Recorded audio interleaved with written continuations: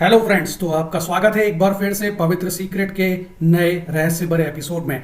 तो फ्रेंड्स, आज मैं आपको ओमकार नाथ, श्री ओमकार नाथ ठाकुर जी व इटली के डिक्टेटर तानाशाह मुसोलिनी के बीच के एक ऐसी प्रकरण के बारे में बताऊंगा जिसको सुनकर आपको अपने भारतीय होने पर गर्व होगा। गर्व क्यों होगा, ये आप ये प्रकरण सुन के खुद ही अंदाजा लगा लेंगे साथियों।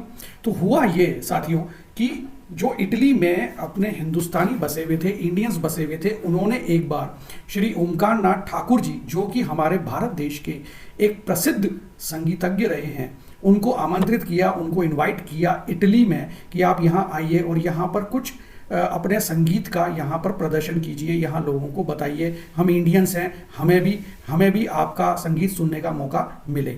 ओमकार नाथ ठाकुर जी ने उनकी यह जो निवेदन था उसको स्वीकार किया और वे इटली पहुँच गए। इटली पहुँचने के बाद जब वहाँ इटली के डिक्टेटर मुसोलिनी को ये पता चला कि श्री ओमकार नाथ ठाकुर जी आए हैं और वो इंडिया के प्रसिद्ध संगीतज्ञ हैं, पूरे वर्ल्ड के प्रसिद्ध संगीतज्ञ हैं, कई तरह के राग वो बजा सकते हैं, कई तरह के रागों पर उनका कंट्रोल है। इस तरह की बातें जब उन्होंने सुनी मुसोलिनी ने, तो उन्होंने पंडित ओमकार नाथ ठाकुर जी को अपने घर पर डिनर के लिए आमंत्रित किया, भोजन के लिए आमंत्रित किया।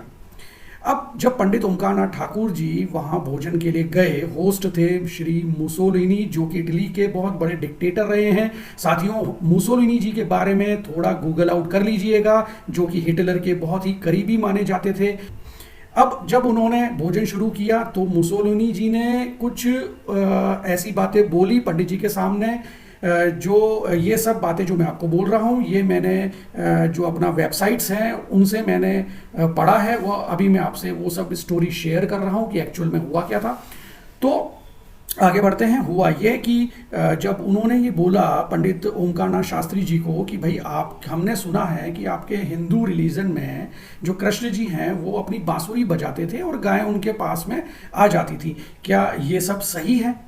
तो जैसे ही उन्होंने क्वेश्चन मार्क किया तो काफ़ी देर तक तो एकदम शांति छा गई। अब मुसोलिनी, जो कि इटली के एक डिक्टेटर रहे, वे हैं, उनकी इमेज इसी हिसाब से थी पंडित जी के दिमाग में। तो 2-3 मिनट तक एकदम शांति रही। भोजन समाप्त हुआ। भोजन समाप्ति के बाद पंडित जी ने बोला, सिर्फ गाय ही नहीं, सिर्फ श्री कृष्ण ही नहीं, अगर आप मुझे आज्ञा दें तो मैं आपको बता सकता हूँ कि किस तरह से संगीत में इतना जादू होता है। तो मुसोलिनी जी ने कहा कि ठीक है, आप बताइए मुझे कि किस तरह से होता है।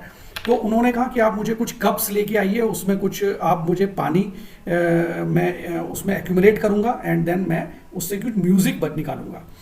ऐसा करके पंडित ओमकार नाथ जी ने कुछ अपने कप्स में, प्यालों में पानी को भरा और उसको जो उनके पास में जो स्टिक्स थी या जो भी वहाँ पे वाद्य यंत्र के रूप में जो भी उनको जो मिला या जिससे वो बजाना चाहते थे, उससे उन्होंने संगीत निकालना शुरू किया। और ये बोला जाता है कि वो रागा पूरिया था, मीन्स रागा पूरिया को उन्होंने वहाँ पर बजाना शुरू किया।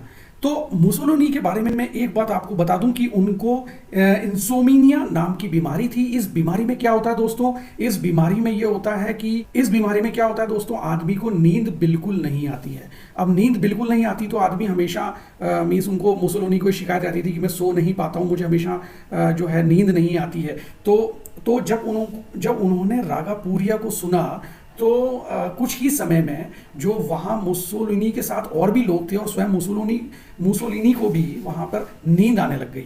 और उनका जो कहते हैं कि उनका चेहरा डाइनिंग टेबल जिस पे वो खाना खा रहे थे उस पर जोर से टकराया। अब जब उसके बाद सभी लोग जो वहाँ पे मौजूद थे, सभी लोग सो गए, गहरी नींद में सो गए। अब जब आफ्टर कि कुछ समय के बाद में पंडित ओमकार नाथ ठाकुर जी ने वो अपना म्यूज़िक बजाना जब बंद किया, तब सभी लोग जागे। मुसोलिनी को इतना ज़बरदस्त आश्चर्य हुआ कि कैसे एक संगीत के माध्यम से मैं इस बीमारी के होते हुए भी सो गया। तब उन्होंने गदगद होके पंडित जी के पैरों को नमन किया, उनके शत उनको नमन किया कि धन्य है, मैं आपका रिलीजन, आप हिंदू रिलीजन को मैं नमस्कार करता हूँ और उसमें जो भी लिखा है वो मैं उसको सच मानता हूँ। तो साथियों, उसके बाद उन्होंने कई तरह से निवेदन करके पंडित ओमकारनाथ ठाकुर जी को इटली में रुकने का भी बहुत यत्न किया, रोकने का, लेकिन कई तरह के प्रलोभन भी दिए कि मैं आपको बहुत बड़ा घर दूंगा, बहुत बड़ा आपको पद दूंगा। लेकिन हमारे पंडित ओमकारनाथ ठाकुर जी जो कि देशभक्त थे, उन्होंने सिरे से खारिज कर दिया मुसोलिनी के इस प्रपोजल को और वह पुनः भारत आ गए। इससे पहले यह भी हुआ था कि जब वो वहाँ कोई स्टेज शो दे रहे थे जिसमें मुसोलिनी फिर से आमंत्रित थे, और जब मुसोलिनी ने उनके इस गायन को सुना और उनके इस संगीत को सुना तो वो इतने ज़्यादा मंत्रमुग्ध हो गए कि उनकी आंखों से आंसू बहने लगे, और उन्होंने ये वहाँ पर बोला सभी लोगों के सामने कि मैंने मेरी ज़िंदगी में आज तक इतना अच्छा महसूस नहीं किया जितना मैंने पंडित ओमकारनाथ जी के इस संगीत को सुनकर महसूस किया। तो ऐसी थी हमारे देश की धरोहर, जो कि हमें काफ़ी कम पता है दोस्तों। हमारे देश में इतने गजब के संगीतज्ञ, इतने गजब के ऋषि मुनि, इतने गजब के सेंट्स हुए हैं, लेकिन हमें उनके बारे में बहुत ही कम जानकारी है, या पता नहीं क्यों हमें उन लोगों के बारे में नहीं बताया गया। तो ऐसे ही बहुत ही शानदार वीडियोस को लेके जो कि लोगों को बहुत ही कम से कम पता है लेकिन एग्जिस्टेंस में है, मैं फिर से हाजिर होऊंगा। तब तक के लिए पवित्र सीक्रेट्स की तरफ से मेरा हार्दिक नमस्कार, गुड बाय।